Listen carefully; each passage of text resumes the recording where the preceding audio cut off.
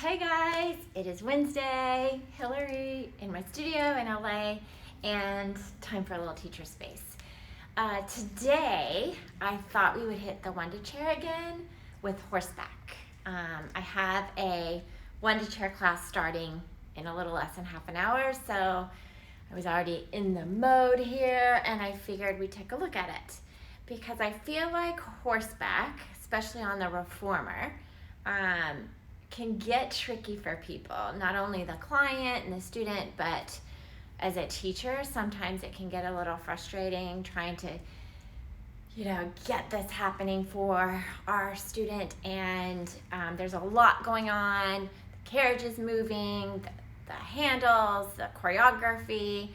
So also it's maybe that moment of, again, kind of getting into that those arms need to work into your back, into this whole area to happen, like elephant. And my personal kind of is rowing and that whole moving with the arms. So this might be one that we can kind of jump in with them and dive deep.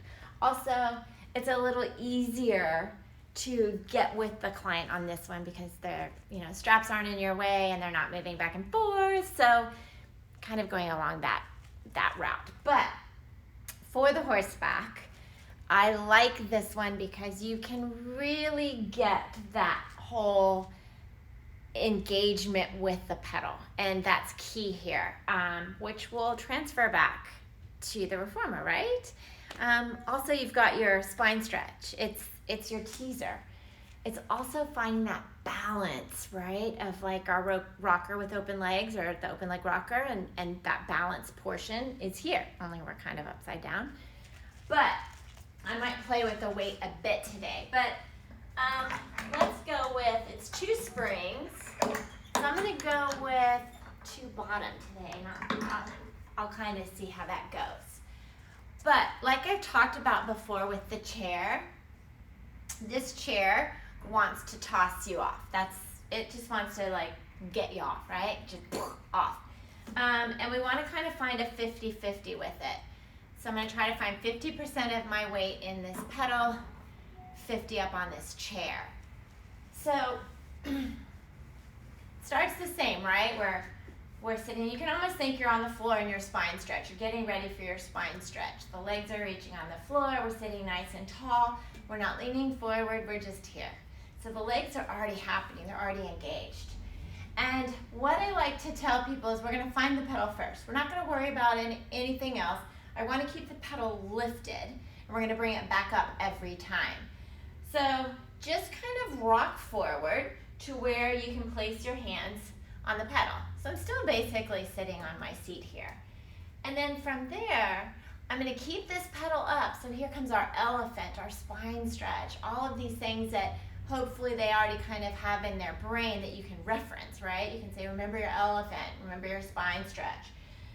So what I want to do is transfer 50% of my weight into my arms, but I don't want the pedal to go down, so I'm going to have to lift up, right? So basically, I'm going to already kind of be in that Horseback out there.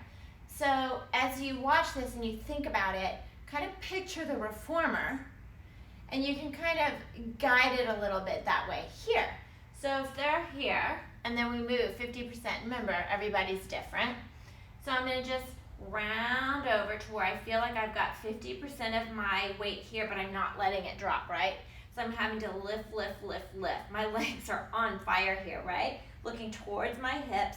And then I'm just going to press the pedal down. But as I do that, I want to think that I'm rounding deeper, deeper. And then I'm going to pull that pedal back up, keeping that 50-50.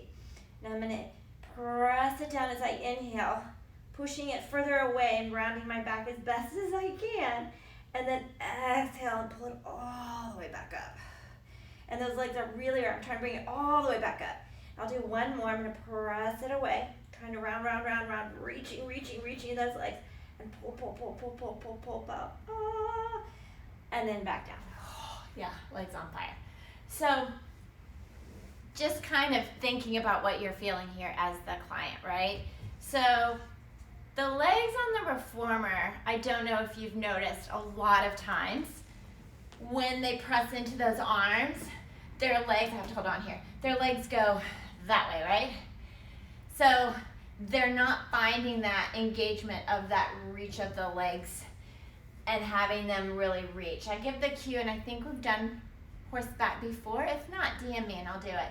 I give them that cue of the water bottles, and you can do that here too, right? They're here, and there's water bottles out there, so they've got to keep reaching those legs for those water bottles and not kind of coming and falling forward. So the great thing about having the spring and the support here is that falling forward that they tend to do on the reformer won't happen, because they have the support of the spring to really push into and round and stay in that balanced position. So that's one thing you can kind of think about when you bring them here.